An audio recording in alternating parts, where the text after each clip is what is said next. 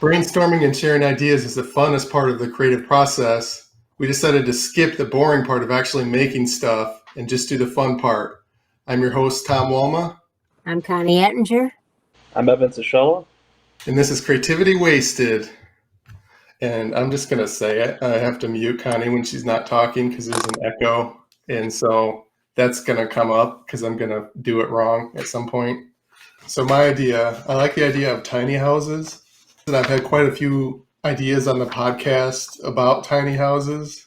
They all sort of build up on each other. So I'm going to give like a quick 3-minute summary of a couple of the older ideas.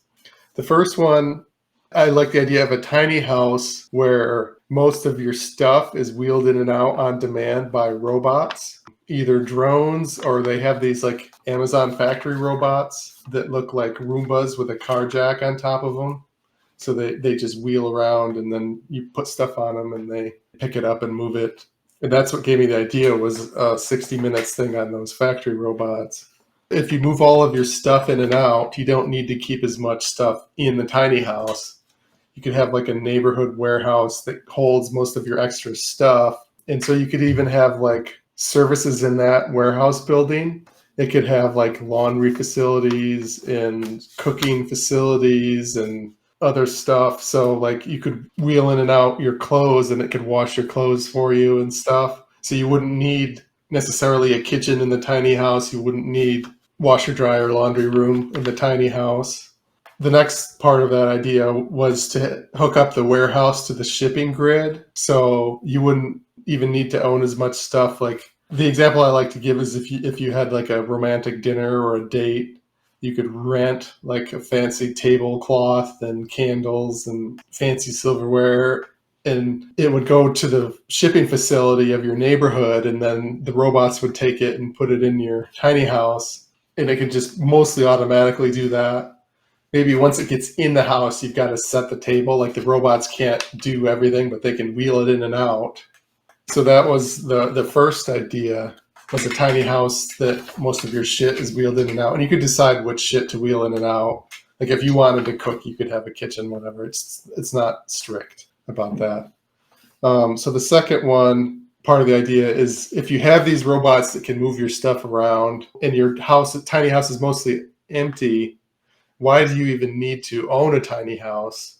You could just move around like a nomad from place to place, and all of your stuff would just get shipped and it would follow you around from city to city. And you could have an app on your phone that says which stuff needs to follow you around. So it doesn't all need to follow you around.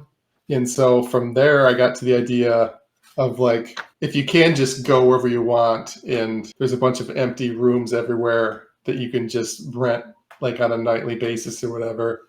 A lot of times you might want to live like out in nature if you could live wherever you wanted.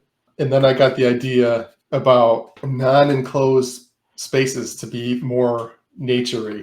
Like instead of having a cabin, you could have like a gazebo with like a roof and like maybe waist-high wooden railings on the edge of the gazebo, but no like permanent walls, like a normal gazebo. And then I thought that there could be a service if it's wheeling your stuff back and forth. Maybe you could have like a standardized size snap-in window for like gazebos and other things. So this space that you're renting, that your stuff is wheeled in and out, it can be an outdoor space most of the day with open air, non-walls. And if it starts raining or if you need to sleep or whatever, it could snap on the windows. You could do that not only for gazebos, you could do that like with a pontoon boat, snap on the windows, and now it's an enclosed pontoon boat. Wheel in a bed or cot or something. You like all sorts of things, like a lawn chair. You could have like a little snap-on windows around the lawn chair so you can lay in the sun in the winter and it's warm and whatnot, or you could sleep there. You could do a bunch of like new structures with snap-on windows. You wouldn't even need to live in like houses or cabins, apartments. You could just live like in random parts of the world, like almost like an enclosure that's built around you wherever you are, or like in gazebos or things like that. I'm getting close to the idea. So the next idea I had was I thought that outdoor concerts kind of suck in that they could be improved. So instead of just having seats, like everybody has to get there and all like find their seat at the same time, and the toilets, you got to go to the toilets and it's gross and it's crowded, and like I thought that maybe you could have like an outdoor concert venue. I'm thinking of DTE Energy Music Theater, that type of place. But instead of having it just having chairs all the way around, you could have like shelters with a few seats in them. And so it could be like the gazebo type things, maybe shorter. But then I got the idea that maybe it would be cool to have like normal concert seats, but in front of each set of like 4 chairs, there's like a hatch that you can go down under the chairs. And there's like a bathroom or a slightly bigger sized room under the seats. And that could have a toilet and shower and some storage space. Maybe the toilet and shower would be in like a room in the room. But the idea would be that you'd spend like 2% of your time in that little thing. Most of the time you'd be up out of it in your chair watching the show. But every half hour, instead of having to go to some disgusting bathroom and step over a bunch of people, you could just go down into your own little thing. And for like week-long festivals and stuff, you could sleep over. You could have food, and drones could bring you stuff, a fresh set of clothes, if you hook it up with like the stuff on demand thing that I was talking about earlier. So those are my past ideas. So this is my new idea. My new idea is to take those like underground concert venue rooms and double them up to be emergency shelters, like a bomb shelter or a flooding shelter or tornado shelter, and people could own them. And then if they own them and there's like a concert going on, you could either just watch the concert for free or you could rent them out. And if you rented them out, it would have to be through the concert venue app. So the concert venue would get a cut. So the concert venue would sell them to you. So they would make money that way. You'd probably have to pay for plumbing and like utility bills also. So they would be getting that money, and they would be getting a cut of you renting it out. And you might be able to make your money back as far as paying for the bomb shelter or emergency shelter by renting it out to people who want to watch the shows. So that's the idea, is a outdoor concert venue where instead of just having seats, you have underneath the seats, you have these little room shelters with plumbing and electricity to charge your iPhone and storage. And you could put a bed in there, like a fold out bed if you wanted. You could furnish it beyond that however you want. And then you could rent them out to people who want to watch the shows. Any thoughts? That sounds like a great idea. I hope someone from DTE is listening to this so they can start the project and keep it going. Yeah, DTE, they do electricity, so they could wire it up for electricity pretty easily. Yeah. That to me would satisfy the need for what is missing at so many concerts, all little creature comforts that keep people at home. Like you said, bathrooms.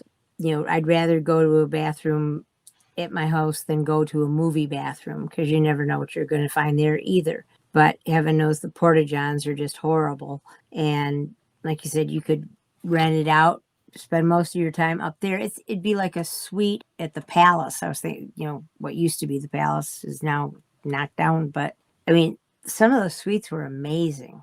And this is what it sounds like it could be, and also serve a dual purpose of shelter, and you can rent it out, sort of like a timeshare agreement. Exactly.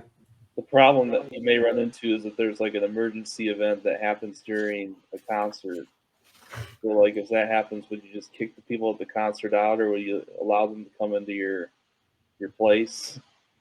Yeah, I guess if Russia lobs the nukes during a concert and you're able to get there in time, would you just kick the people out, or would they go in there with you?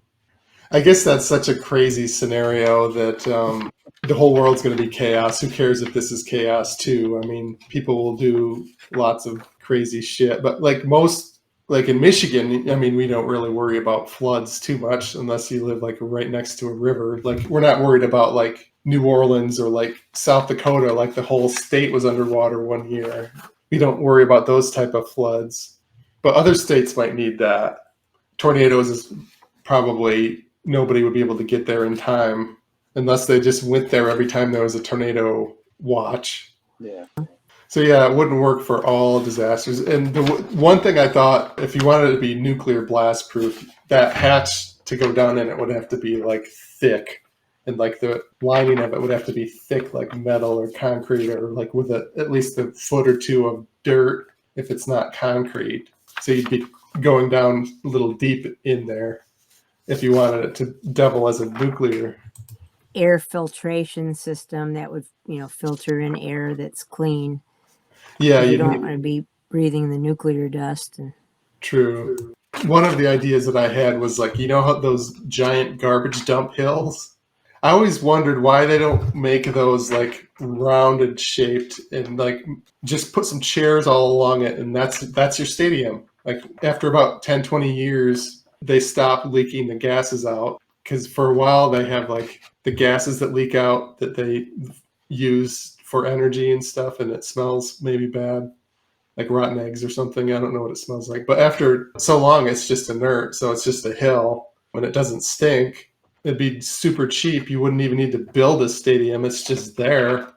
You could just build like a layer of bomb shelters in the middle of this hill. And so the body of the hill, the outside of the hill would protect against the biggest part of the blast. And then it saves you money. The inside of the hill is where the like sloped ground that has all of the shelters going down the hill is at. And yeah, you need all the facilities that do the plumbing and the air duct circulation, and electricity would also have to be built into the hill on at least one spot. And then you could even have try to do like a pneumatic tube system. If there is like a nuclear war, they could give you some stuff. Do you know how many of these underground pods you would have per venue? No, I didn't get into it at that level. It's just an idea. It's not an actual thing that I'm pitching to people. It could have been 2 weeks ago when Putin started mentioning nuclear weapons.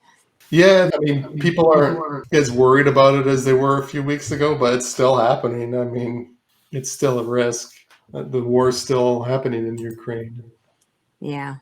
I honestly think that we don't need to worry about a bomb blast, like the actual bomb blast. Well, unless you live in town. But if the stadium was near town, like where they might actually aim a nuclear bomb, then it would make sense to have the bomb shelter. But I'm not sure. If you lived out in the boonies, I guess the underground shelter protects you from radiation, but I always thought that just being inside a house, if you're not near where the bomb went off, would be enough. Why do you need to be underground if you live on a farm somewhere? I could be wrong. Maybe you do need that extra radiation protection, but to me, it makes more sense in cities, which is where most of the stadiums are anyway, to have an actual bomb shelter. I agree. You're right about that. But then you have these clouds of radioactive dreck that are just floating in land wherever. I don't know what happened with Chernobyl, but when that melted down, it was. I know I stopped drinking Stoli vodka because I didn't realize it wasn't made in Russia. But I switched to Absolute then. I think with a nuclear bomb, as opposed to Chernobyl, I think the radioactive stuff is dust, so you can see it, so you know if it's there or not. You're right. But maybe that's just radiation right after the blast. Maybe after a while, you can't see the dust. I don't know. It'd be nice if they had us on TV about it, but they don't. Or at least not what I'm watching on TV. Any thoughts? Any questions? I don't know what's been going on in Russia and Ukraine. I'd be interested in taking a look at your proposal. Yeah, I don't know how much it cost. Again, I'm just it was an abstract concept, so I didn't try to get actionable details of I think it would cost this much, or it'd take this long to build, or this is how long the trash pile has to be there before it stops emitting gases so you could build on it. I don't know. I would just live there. All you need is a bed and just if you have food. I mean, then like you get free. It's like a season pass at all the concerts. You can just pop up when someone's playing an artist that you like. Yeah, I guess I wonder how many like sketchy bums would live there. Not saying you're a sketchy bum, but some of the people who would want to live there would be sketchy bums. Yeah, that might be a problem. Maybe you couldn't let them live there. A few miscellaneous thoughts here on my notes. It could be a sports stadium. It doesn't have to be a concert hall. I said you could live there if you're broke, but I'm iffy on that. Yeah. I think I covered everything. My Snap in Windows idea probably wouldn't be applicable, but it was sort of in the path of how my thought process went. So tiny house to other structures in concerts specifically. I like the underground thing because you could double it up as the emergency shelter. I love how there's like two means. So that's like for the need. Like you need to go to this because there's a dangerous situation. You need to protect yourself. But then there's the want of like, yeah, I just want to not go to a public bathroom. I just want my own personal space to charge my phone and go to the bathroom during the concert. It's kind of just two different meetings. Yeah, and if you had the drones delivering you hot dogs and stuff, maybe you don't need that. The seats wouldn't be packed as close together if you had like medium-sized shelters beneath each chunk of seats. So there'd be more walking room. So walking to get a hot dog wouldn't be as big of a chore, maybe. So maybe you don't need the drones at all. But the other thing is like, yeah, if you've got your own bathrooms there and you've got storage space, you don't have to necessarily arrive all at the same time. So the traffic coming in and out might be less, much less. You could arrive like the night before and sleep over in it. And another thing, yeah, if it's a festival and you hate the band that's playing, go in your shelter and check your phone. It's like for stand-up comedy too. There's just a comedian that's playing. Like I don't like this act, so I'm just gonna go to my pod and watch TV or something. I'm performing. I just see everybody just open their pod doors and they're just going. You might have to have handicap things. I mean, some people could pop in and out like every time a 5-minute act comes on, but like I'm assuming you have to twist open the hatch wheel or whatever, and you got to lift it up, and it's heavy, and maybe there's some handicap ones here and there that are easier to get in and out, but it might be enough of a hassle where they'd have to really hate you to like that a lot. Yeah, make them intentionally annoying to open and close so people don't not watch the bad acts. Maybe that's just a city block in the future. Like forget the stadium in the center. It's just some neighborhood somewhere. It's like on a hill and it's just these bunkers with seats on top, and that's just an architecture style that people can choose to rent, and it has nothing to do with concerts or whatever. That would require a lot of contractors. Well, it'd be like one complex. Yeah. And maybe like each floor, like behind it, there would be like a little hallway with pipes running down, and maintenance guys can get behind there and fix the toilets and stuff. So maybe it's not more maintenance than a normal apartment. It might even be less if there's like a dedicated hallway for maintenance people. It might be easier to get to the wires and stuff. You don't have to crawl in attics and knock down walls and stuff. Yeah, who knows? I don't want to get into that level of practical, boring shit. You could use it as a prison, like their little prison cells, and then you go out and it's the prison yard is like the stadium, and there's like a fence around it or something. People might be more willing to do that for a prison if it's built around a trash hill. This has been a production of Planet Amp Podcast, powered by Pinecast.